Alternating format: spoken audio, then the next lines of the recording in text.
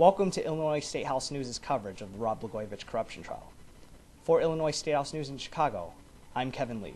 The date is Wednesday, July 28, 2010.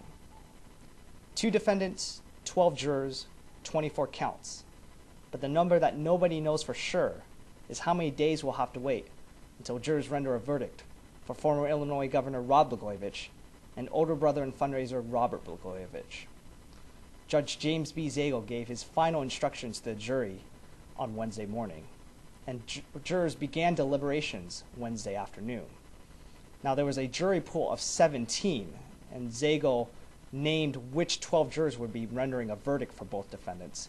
He also named 5 alternates. Out of the 12 final jurors, there are 6 men, 6 women, and 4 military veterans. Now, jurors also chose a final deliberation schedule, opting to go from Monday through Friday, 9 a.m. to 5 p.m. Some observers feel that adding Friday as part of the schedule is significant. So far, court has gone mostly from Mondays through Thursdays, and the addition of Friday may indicate that jurors could opt to finish deliberations by this week, although again, that's merely speculation. After proceedings on Wednesday, former Illinois Governor Rod Blagojevich gave his thoughts.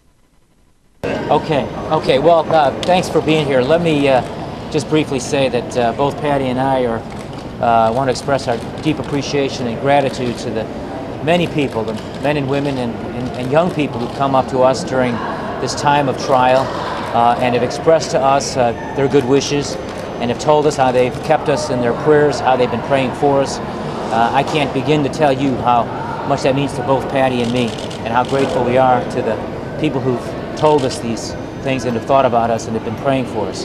Let me also say, from a personal point of view, having been the governor, how grateful and gratifying it's been to me to hear the different people that have come up to me during this trial, who've thanked me. A young mother came up to me just yesterday thanking me for the All Kids program and health care for her child.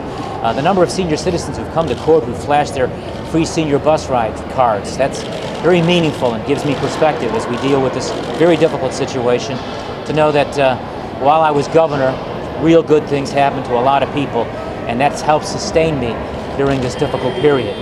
Let me also say that both Patty and I are grateful to our legal team and all their hard work, and now it's a period where we have to wait and express our appreciation to the men and women who are sitting on the jury, who've taken time out of their busy schedules, out of their lives to do their duty. And they're now the ones who will decide and make the decision. Patty and I have great confidence and faith in their judgment, their common sense, and their decency. And ultimately, in the final analysis, Patty and I always have a deep and abiding faith in God. And ultimately, the decision will be with the jury, the men and women on the jury, and ultimately, it's in God's hands. What do you thank you very much. Older brother Robert Blagojevich also talked to reporters after Wednesday's proceedings, expressing both concern and relief. We planned our strategy out 1.5 years ago. We executed on that strategy, and I'm optimistic that the jury's going to find me innocent. Robert, to what extent are you concerned, and if you'll forgive this expression, that you could become the baby thrown out with the bathwater? I mean, that they won't be able to differentiate between you and the jury. And the question is, do I fear that? Concerned that that's going to happen? Well, I mean, I listen to the judge's instructions, so I've got confidence that they'll make the distinction. You going to run a marathon like your brother? I'm sorry? You're going to run a marathon? We were talking to your brother about running a marathon earlier. No, I just want to go home and spend some time with my wife. That's all I want to do. Do you feel the jury instructions are fair? I mean, I know that's something that's been hashed out in advance, obviously, but do you feel they're fair? You know, I mean, I don't have a background to know what's fair and what's not. So I'll just keep it at that. You and Rod are talking now. You weren't talking for a while, so it seems like all is happy. Today I saw you, first time since the trial began, I saw you talking to each other. I'm not going to comment on our private conversations nor our relationship, other than I'll stand by what I've said consistently, and it hasn't changed. The relationship is strained. We're still with a capital S? With a capital S, no change. You look smiling and happy today with him. Do you feel on whole this has been a fair proceeding for you? My lawyer defended me the best he could, given the circumstances that he had to deal with. And so, again, I've got no basis to know whether this is fair or not, but do I feel I've had my day in court? You know, I've had 29 days of my day in court, and I'm waiting for one more when we get back to hear the jury's verdict. Was it fair that the defense couldn't fault the government for failing to bring Tony Rezko and Stuart Levine? You know, let the public and you guys be the judge of that. I'm not going to comment on it. Well, right now, Robert, are you feeling anxious, relieved? Well, you know, anxious, of course. Do I feel relieved? No, not yet. No. Prosecutors painted you as a very willing participant in those schemes. Your response? If they listen to my testimony, if they listen to other witnesses, if they listen to the tapes, it should be very clear I was not a willing participant in any fraud because I wasn't aware that fraud, extortion, or bribery were objectives. How worried are you about the verdict? You know, I'd have to ask back, how worried would you be about the verdict? You know, no different than anyone else would be. Any other questions? Thank you very much for coming over here. Yes. Blagojevich trial lawyers Sam Adam Jr. and Sam Adam Sr. also spoke to reporters after Wednesday's proceedings.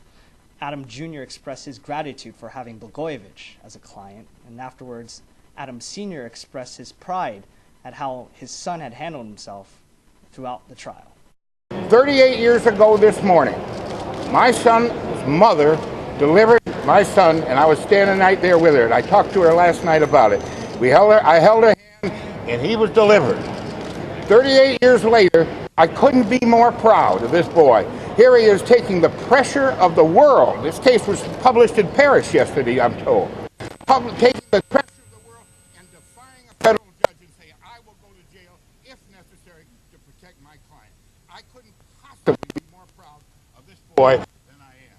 And I love him, and I love Rod too, and I want to thank you from the press too. I want to thank you from the bottom of my heart. You guys have sometimes been unfair, in my opinion, but many, many times, and Elizabeth particularly, many, many times have been overly fair to us.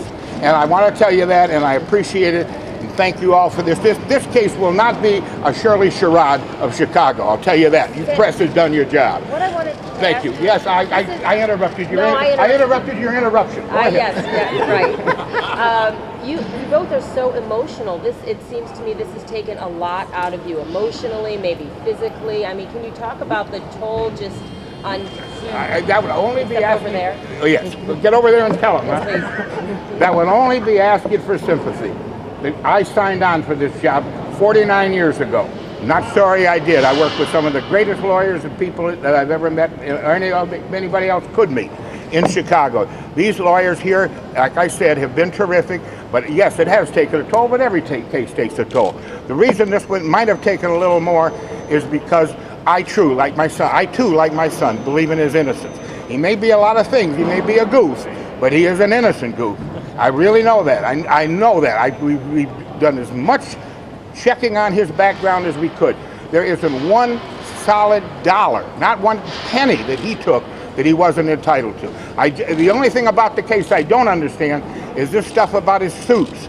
He paid for that out of his own pocket. That wasn't government money. That wasn't FOB money. That came out of his pocket. Every one of you have had expenses that you wouldn't want the public to know about. Every one of you has a habit, like sports cars or whatever. But you buy them out of your own pocket. Why is there such a big deal about his suits? That was money that came from the income he earned.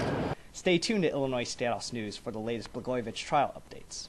For Illinois State House News in Chicago, I'm Kevin Lee.